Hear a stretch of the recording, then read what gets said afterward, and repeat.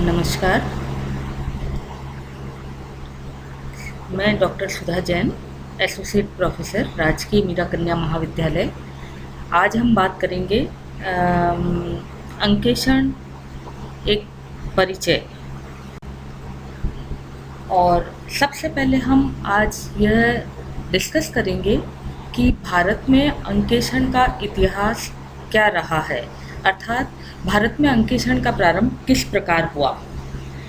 सर्वप्रथम भारत में अंकेक्षण का कार्य कंपनी अधिनियम 1913 के लागू होने से ही माना जाता है। इस अधिनियम के अनुसार सार्वजनिक कंपनियों को अपने खातों का अंकेक्षण करवाना अनिवार्य किया गया था। इस कार्य के लिए प्रांतीय यानी स्टेट गवर्नमेंट्स को अधिकृत किया गया। वे ही अंकेक्षण संबंधी नियम बनाने, प्रशिक्षण की व्यवस्था करने, अंकेक्षण हेतु प्रमाण पत्र जारी करने और सरकार से अंकेक्षण करने का प्रमाण पत्र लेते थे। किंतु प्रांतीय सरकार विफल रही। अतः दूसरे स्टेप में भारतीय लेखांकन मंडल आया, क्योंकि ये विचार किया जाने लगा कि प्रांतीय सरकार अगर विफल रही तो क्यों न लेखांकन एवं अंकेक्षण का कार्य केंद्रीय सरकार के अधीन हो, ताकि पूरे देश में इस क्षेत्र से एक संगठित ढांचे का उदय हो सके। इस विचार को मानते हुए कंपनी अधिनियम 1913 की धारा 144 में संशोधन किया गया और लेखांकन तथा अंकेक्षण के समस्त अधिकार केंद्रीय सरकार को सौंप दिए गए। परिणाम स्वरूप केंद्रीय सरकार कार्य करने लगी और इस कार्य में सहायता देने के लिए अंकेक्षण प्रमाण पत्र नियम 1932 के अंतर्गत भारतीय लेखांकन मंडल का गठन किया गया और विशेषज्ञों की एक समिति बनाई गई, ताकि समय समय पर उपयुक्त सुझाव दे सके। किंतु विशेष प्रगति नहीं हुई। परिणाम स्वरूप केंद्रीय सरकार ने सन 1949 में भारतीय चार्टर्ड अकाउंटेंट संस्थान अधिनियम पारित करके इस क्षेत्र में भारतीय चार्टर्ड अकाउंटेंट्स संस्थान 1949 की स्थापना की और लेखांकन मंडल, जो पूर्व में भारतीय कंपनी अधिनियम 1913 की धारा 144 में संशोधन करके बनाया गया था, उसको समाप्त कर दिया। वर्तमान में लेखांकन एवं अंकेक्षण संबंधी कार्य जैसे नियम बनाने, अंकेक्षण मानक निश्चित करने, प्रशिक्षण देने, परीक्षा लेने एवं प्रमाण पत्र देने आदि सभी कार्य भारतीय चार्टर्ड अकाउंटेंट संस्थान द्वारा किए जाते हैं। इसके अलावा 1956 में भारत में भारतीय कंपनी अधिनियम 1913 के स्थान पर एक नया अधिनियम भारतीय कंपनी अधिनियम 1956 पारित किया गया। इसके अंतर्गत अंकेक्षण का कार्य करने के लिए अंकेक्षक की योग्यताएं, अयोग्यताएं, अंकेक्षक की नियुक्ति, अंकेक्षक की पुनर्नियुक्ति, अंकेक्षक को हटाना, अंकेक्षक के अधिकार, अंकेक्षक के दायित्व एवं कर्तव्यों आदि के संबंध में प्रावधान दिए गए। इस प्रकार भारत के अंदर अंकेक्षण का प्रादुर्भाव हुआ। विश्व के अंदर अंकेक्षण का प्रादुर्भाव के संबंध में ये बात मानी जाती है कि अंकेक्षण, जैसा कि इसका को हम अंग्रेजी में ऑडिटिंग कहते हैं, इसका प्रादुर्भाव एक लैटिन शब्द एडायर से हुआ। एडायर का अर्थ है सुनना, यानी जब शुरू के अंदर व्यापार बार्टर सिस्टम के आधार पर होता था। धीरे धीरे जब व्यापार में वृद्धि होने लगी तो ये माने जाने लगा कि सभी व्यापारिक लेन देनों को मौखिक रूप से याद नहीं रखा जा सकता है। अतः लेखों का प्रारंभ हुआ, लेखे लिखने लगे। अब लेखों की शुद्धता, या लेखे कितने सही हैं, इस बात की जांचने के लिए लेखों से संबंधित बातें किसी समझदार व्यक्ति को सुनाई जाती थी और सुनने की इसी प्रक्रिया को अडायर कहा जाता था। और अडायर शब्द के द्वारा ऑडिटिंग का प्रादुर्भाव हुआ और शनै शनै भारत के अंदर अंकेक्षण का भी प्रादुर्भाव हो गया, जिसके बारे में अभी हमने कुछ जानकारी प्राप्त की है। अंकेक्षण का कार्य जो है, इसका गहरा रिश्ता पुस्तपालन एवं लेखांकन से है। अतः हम लोग पहले पुस्तपालन और लेखांकन के बारे में समझेंगे और ये भी समझेंगे कि अंकेक्षण पुस्तपालन और लेखांकन से क्या संबंध रखता है और पुस्तपालन, लेखांकन और अंकेक्षण में क्या अंतर है। सर्वप्रथम हम जान रहे हैं पुस्तपालन का अर्थ। पुस्तपालन का अंग्रेजी शब्द बुक कीपिंग है, जो कि दो शब्दों से मिलकर बना है, बुक प्लस कीपिंग या पुस्त प्लस पालन, जिसका शाब्दिक अर्थ पुस्तकें रखने से है। पुस्तपालन का तात्पर्य किसी निश्चित विधि के आधार पर आर्थिक व्यवहारों का पूर्ण लेखा करना या लेखा पुस्तकों या बहियों को रखने से है। पारिभाषिक रूप से बार्टली बॉय ने कहा है कि पुस्तपालन व्यापारिक लेन देनों को उचित खातों के अंतर्गत दर्ज करने का विज्ञान तथा कला है। निष्कर्ष रूप में हम कह सकते हैं कि पुस्तपालन व्यापारिक व्यवहारों को नियमित एवं सुव्यवस्थित ढंग से लिखने की कला है। खाते रखने की यह इस प्रकार की कला है ताकि एक व्यक्ति अपनी लेखा पुस्तकों के निरीक्षण द्वारा व्यापार एवं संपत्ति की सही स्थिति जान सके। पुस्तपालन के बाद में हम लेखांकन शब्द को विस्तृत रूप से समझ रहे हैं। लेखांकन का अर्थ लेखांकन के सिद्धांत एवं व्यवहार संबंधी संपूर्ण ढांचे से है, या हम कहें कि लेखांकन के विधिवत ज्ञान से है, जो कि उन सिद्धांतों एवं तकनीकों से संबंधित है जिनका प्रयोग लेखांकन में किया जाता है। लेखांकन हमें ये बताता है कि लेखा पुस्तकें किस प्रकार तैयार की जाए, लेखांकन सूचना का सारांश किस प्रकार तैयार किया जाए और इस सूचना को इसमें हित रखने वाले पक्षकारों को किस प्रकार प्रेषित किया जाए। स्मिथ एवं एशबर्न के अनुसार लेखांकन उन व्यावसायिक लेन देनों और घटनाओं को लेखांकन तथा वर्गीकरण करने का विज्ञान है जो मुख्यतः वित्तीय प्रकृति के हैं, और यह इन लेन देनों और घटनाओं का सारांश, वर्गीकरण एवं व्याख्या करने तथा परिणामों को इनमें रुचि रखने वाले व्यक्तियों को संवहन करने की कला है, जिनके आधार पर अपना निर्णय लिया जा सकता है।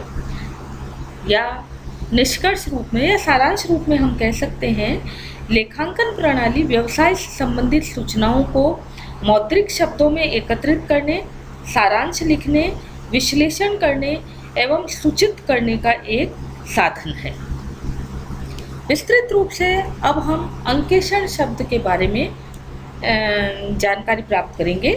अंकेक्षण का अर्थ लेखों, संबंधित ब्यौरों एवं प्रयोगों के ऐसे परीक्षण से है जिसके फलस्वरूप अंकेक्षक यह रिपोर्ट दे सके कि व्यापार का लाभ हानि खाता तथा चिट्ठा व्यापार की आर्थिक स्थिति का सत्य, संतोषप्रद एवं विश्वसनीय स्थिति प्रकट करते हों।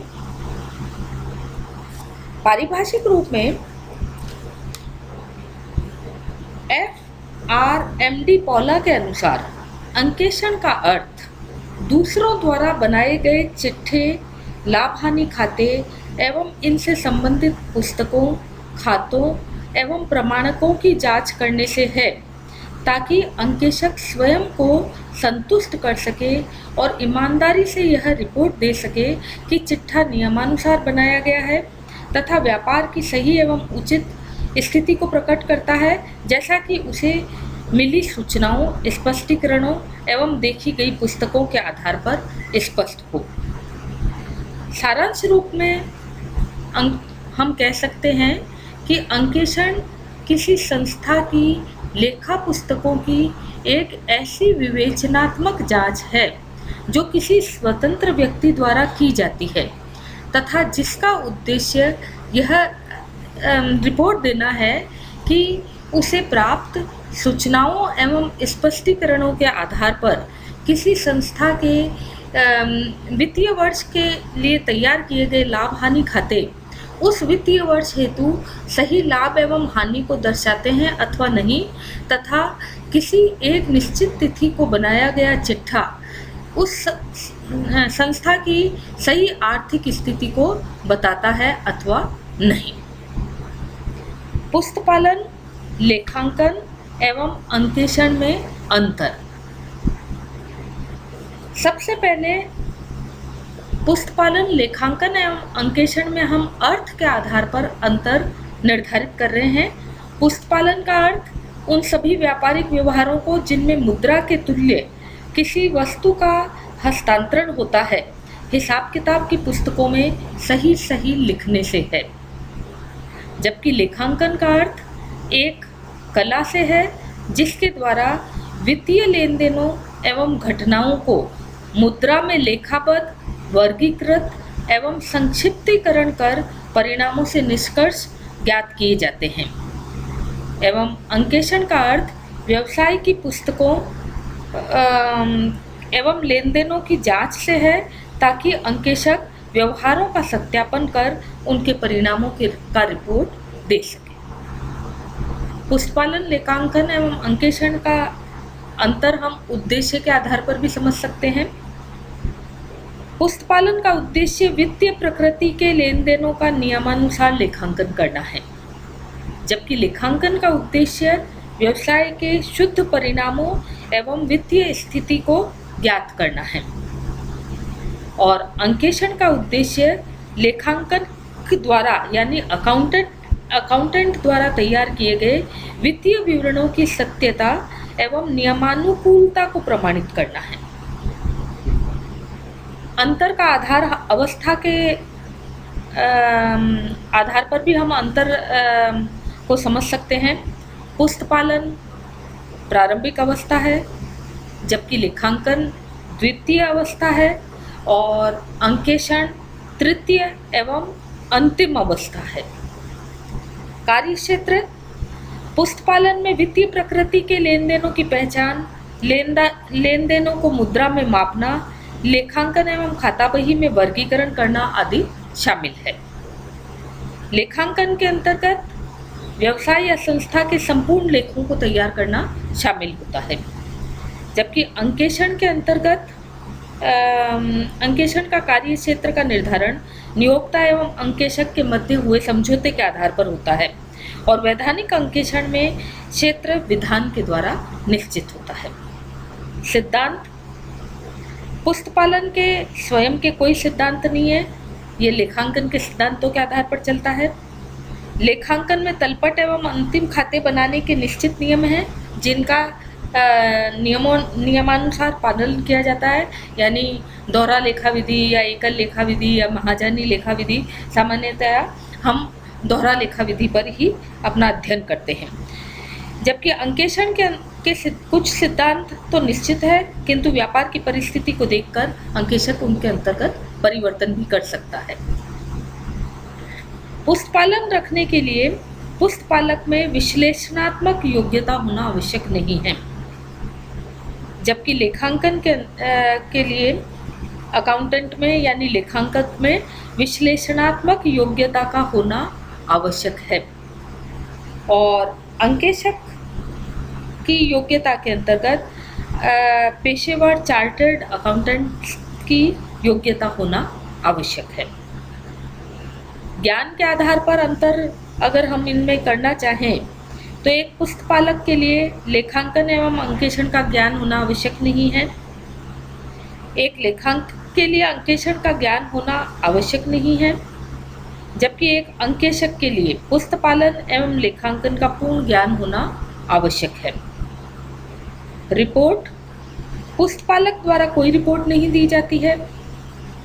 इसी तरीके से लेखांकक द्वारा भी अपने नियोक्ता को कोई रिपोर्ट नहीं दी जाती है, जबकि अंकेशक को अंकेषण कार्य के समाप्त होने पर नियोक्ता को रिपोर्ट देना आवश्यक है।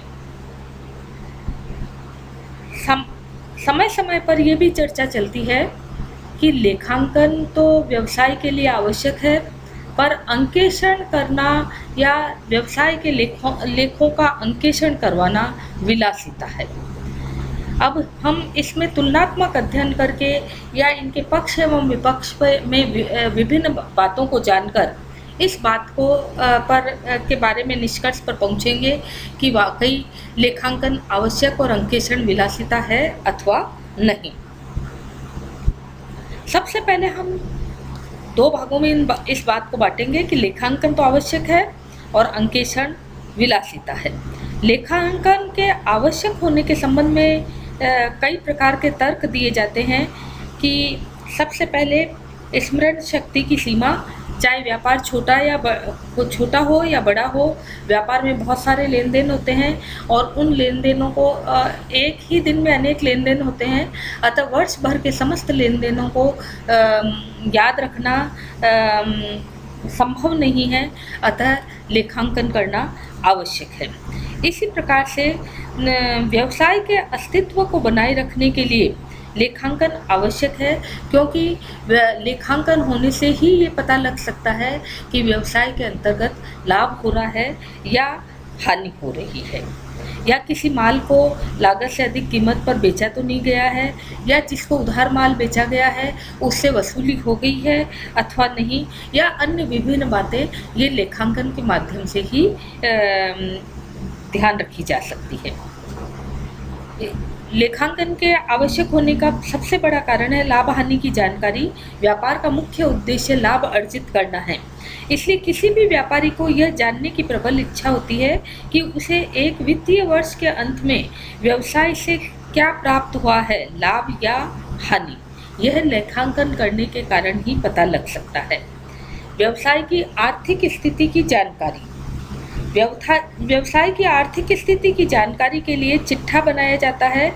यह व्यवसाय का एक तरह से मिरर होता है, जो कि ये बताता है कि व्यवसाय की देनदारियां एवं लेनदारियां कितनी हैं, तथा उसे एक वित्तीय वर्ष के अंत में व्यवसाय से क्या प्राप्त हुआ है। आर्थिक चिट्ठा बनाने के लिए जर्नल, बही खाता, तलपट, लाभ हानि खाता इत्यादि तैयार करने आवश्यक होते हैं, जिन सब का आधार है लेखांकन। इसलिए लेखांकन आवश्यक है। न्यायालय में अगर व्यापारी को अपनी किसी बात को सिद्ध करना है तो न्यायालय में प्रमाण के रूप में भी लेखे साक्ष्य के रूप में काम में आते हैं। व्यवसाय की कार्यक्षमता की जानकारी, लेखांकन की आवश्यकता इसलिए भी है कि व्यवसायी अपने व्यवसाय की तुलना करके यह ज्ञात कर सकता है कि उसे किस क्रिया में कितना लाभ हुआ है और किस में नहीं। यानी भावी योजनाएं बनाने के लिए वो अपनी कार्य क्षमता के आधार पर यह निर्णय ले सकता है कि कहाँ पर उसकी कमी रही है और उस कमी को किस प्रकार से दूर किया जा सकता है। व्यवसाय की प्रतिष्ठा के लिए, व्यवसाय की प्रतिष्ठा के लिए लेखांकन यदि नहीं किया जाए तो व्यवसाय की प्रतिष्ठा बढ़ाना या बचाना बहुत मुश्किल है। इस कारण यह है कि मौखिक या स्वयं के द्वारा की गई प्रतिष्ठा से ऋण एवं उधार के व्यवहार नहीं किए जा सकते। इसके लिए लेखांकन आवश्यक है। कर निर्धारण में सुविधा, आयकर एवं वस्तु एवं सेवा कर के लिए लेखांकन से काफ़ी मदद मिलती है। इसके अभाव में आयकर एवं जीएसटी का न तो निर्धारण किया जा सकता है और अतः लेखांकन इस कार्य के लिए आवश्यक है। तुलनात्मक अध्ययन, अन्य व्यवसाय से तुलना करने में या व्यवसाय के ही एक वित्तीय वर्ष की दूसरे वित्तीय वर्षों से तुलना करने के लिए लेखांकन आवश्यक है। व्यवसायी को अगर किसी प्रकार के लाइसेंस प्राप्त करने हो तो लाइसेंस प्राप्त करने में भी लेखांकन ही आधार माना जाता है। छल कपट या किसी प्रकार की व्यवसाय में जालसाजी हो रही ही हो तो समुचित लेखांकन नहीं होने पर इनको नियंत्रित नहीं किया जा सकता है। तो इस प्रकार से अनेक कारण हैं जिसके कारण व्यवसाय के अंतर्गत लेखांकन को अति आवश्यक माना जाता है। लेखांकन के विलासिता होने के लिए हम कह सकते हैं कि प्राय सभी व्यवसाय में लेखांकन आवश्यक है, परंतु बहुत ही छोटे व्यवसाय जैसे सब्जी वाला, पान वाला, साइकिल या मोटरसाइकिल के पंचर ठीक करने वाला, इस प्रकार के व्यापारी के लिए या इस प्रकार के व्यवसायी के लिए अगर लेखांकन रखा जाता है तो वो विलासिता की श्रेणी में आ सकता है। अन्यथा सामान्यतया सभी व्यवसायों के लिए लेखांकन एक आवश्यक प्रक्रिया है। अंकेक्षण की अब हम बात कर रहे हैं अंकेक्षण के विलासिता होने के लिए। अंकेक्षण की विलासिता होने के लिए के संबंध में कई प्रकार की बातें कही जाती है। इसके लिए निम्न तर्क दिए जाते हैं कि एक छोटा व्यवसायी ही है, अगर वो अपने लेखों का अंकेक्षण करवाता है तो धन का दुरुपयोग होगा। कई बार ये माना जाता है कि अंकेक्षण करवाने के पश्चात भी खातों में अशुद्धियाँ एवं त्रुटियाँ रह जाती है तो अंकेक्षण एक निरर्थक प्रक्रिया मानी जाती है। अंकेक्षण कार्य करने के अंदर कई प्रकार की औपचारिकताएं पूरी करनी होती है, जैसे प्रमाणकों को क्रम से जमाना, देनदारों एवं लेनदारों की सूचियां तैयार करना, विनियोग एवं स्टॉक की सूचियां तैयार करना। इसके अंदर संस्था के कई कर्मचारियों की शक्ति का दुरुपयोग होता है। यदि व्यवसाय का स्वामी स्वयं ही व्यवसाय संभालता है तो फिर इस प्रकार की अंकेक्षण करवाना विलासिता है। समय का दुरुपयोग भी होता है अंकेक्षण के अंतर्गत, क्योंकि अंकेक्षण कार्य के दौरान अंकेक्षक को कई प्रकार के विवरण तैयार करके देने पड़ते हैं, कई प्रकार की सूचनाएं एवं स्पष्टीकरण देने पड़ते हैं और इनको तैयार करने में अंकेक्षकों की व्यवसाय के कर्मचारियों की न केवल शक्ति बल्कि उनके समय का भी दुरुपयोग होता है। कर्मचारियों की कार्यक्षमता में भी कमी आती है, क्योंकि अंकेक्षक की टीम कर्मचारियों से विभिन्न प्रकार की सूचनाएं मांगती रहती है। इससे उनके दैनिक कार्यों में या रेगुलर कार्यों के बीच बीच में बाधा उत्पन्न होती है, जिससे उनकी कार्यक्षमता में कमी आती है। प्रतिष्ठा बढ़ाने के लिए कई बार ऐसा देखा जाता है कि कुछ छोटे व्यापारी केवल ऐसे सोचते हैं कि अंकेक्षण का कार्य करवाने से उनकी व्यवसाय की प्रतिष्ठा बढ़ेगी, परंतु ऐसा उनके लिए विलासिता की श्रेणी में आता है। पर अंकेक्षण को विलासिता न कहने के बारे में भी कई तर्क है, यानी जहां अंकेक्षण अनिवार्य भी हो सकता है।